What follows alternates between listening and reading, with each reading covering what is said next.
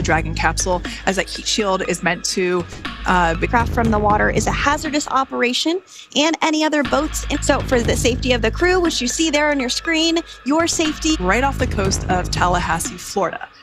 So basically, say if I had one of those window seats, it would be pretty difficult. Making the final call to proceed about 2.5 hours before the crew.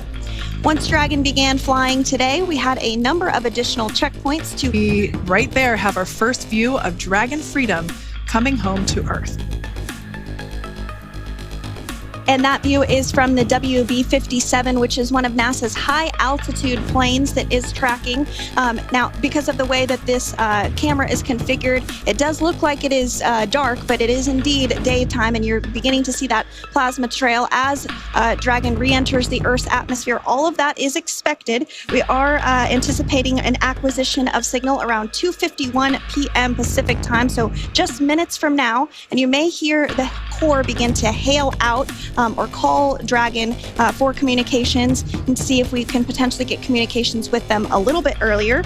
Following this, we'll have two events in rapid succession. We'll have the drogue parachutes deploy at 2:53 p.m. Pacific, followed by the mains just 1 minute later at 2:54 p.m. Pacific time, ahead of a splashdown at 2:57 p.m. Pacific time off the coast of Tallahassee, Florida.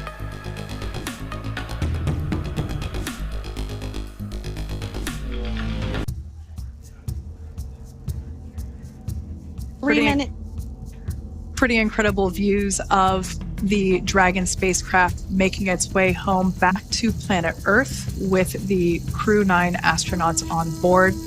Once again, this view is coming from the WB-57 plane.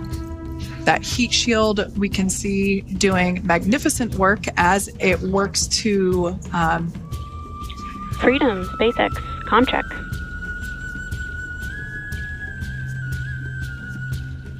All right, we're going to start hearing the SpaceX Crew Operations Resource Engineer.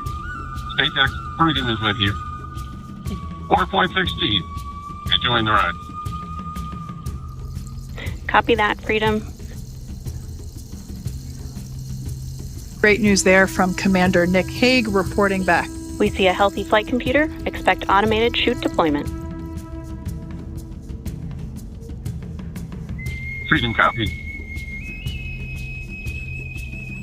Like we said before, things moving very quickly as Dragon Freedom makes its way home. Next event coming up will be deployment of the drogue parachutes. This occurs around 18,000 feet. GPS has converged. Expect nominal altitude for drogue chute deployment.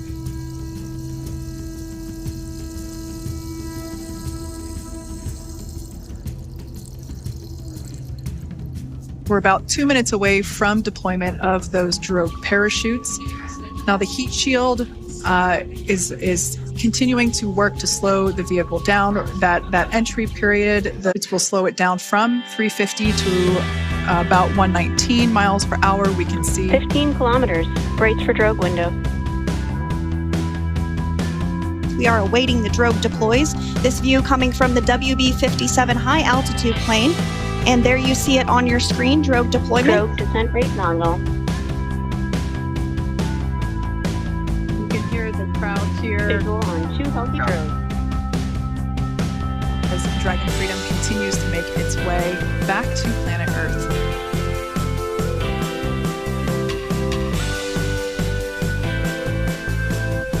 Next up, we'll stand by for the main deployment of the parachutes at p.m. Pacific time this afternoon. And there we go. We have visual on 4 healthy mains. That view was from inside. That view was from inside one of the buckets where the parachutes are located. So you see a great view there of the reefing on those parachutes, and as those main parachutes begin to inflate fully, 4 beautiful, healthy mains. Now awaiting visuals of splashdown. Next Freedom. 1,000. We'll start to hear Commander Nick Hague. Copy 1,000. As we heard right there, Commander Nick Hague will be calling out the altitude of the Dragon capsule from here on out. Landing in water is simpler and provides more margin against unlikely parachute issues. You can see those parachutes continuing to slow the Dragon capsule down. And if you're just joining us, meters. a live view of Crew 9, just minutes away from splashing down off the coast of Tallahassee, Florida. Splashdown 2 minutes from now at 2:57 p.m. Pacific. We do have 4 healthy mains really doing the job there. Just breathtaking views of a calm, glass-like ocean off the coast of Tallahassee, Florida. Crew 9 just minutes away from splashing down. This is really such an incredible shot. That Copy, was 600. That was a live view from our recovery vessel, Megan, which is stationed a couple miles away from the splashdown site. We can see the crew there using their restraints as resting places for their arms. They were just in space moments ago, so their arms were able to float freely. The Dragon spacecraft, and we're going to stand by for splashdown located in the Gulf of America off the coast of Tallahassee, Florida.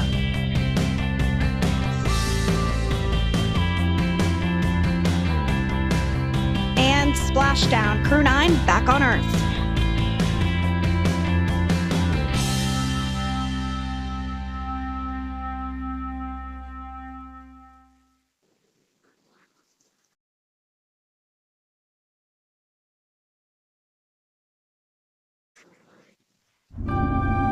It is an amazing thing.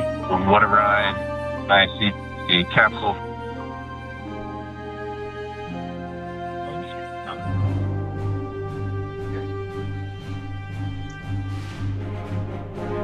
And as you can see on your screen, we have visual confirmation of splashdown. Dragon Freedom has returned home, and NASA astronauts. System safety verifications are in progress. We'll report back when recovery personnel are en route.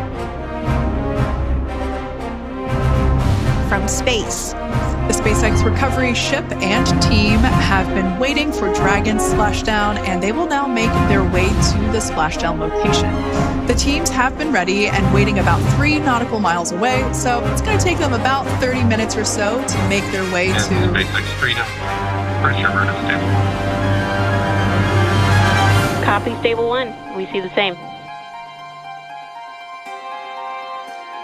It's going to take about 30 minutes for the recovery team to make their way over to Nick, Sunny, Butch, and Alexander, who are still seated and secured inside that Dragon spacecraft there on your screen.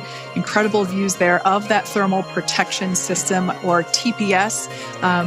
That Dragon capsule was pristine, white color before it departed the station, and we can see how the reentry phase, the thermal protection system did its job.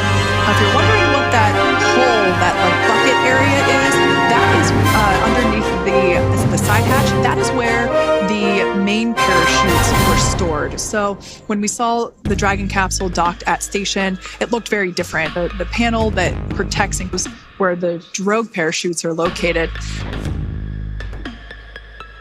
Main recovery vessel to make its way. A couple of them are going to be working to the background there of this drone shot. Those parachutes will be retrieved from the ocean surface. We want to make sure we are able to pull those out. The recovery vessel there closest to the spacecraft are unable to be breathed. They are toxic, and so this team here is doing those initial safety checks to make sure that it is safe for the splashdown. Dragon autonomously undocked from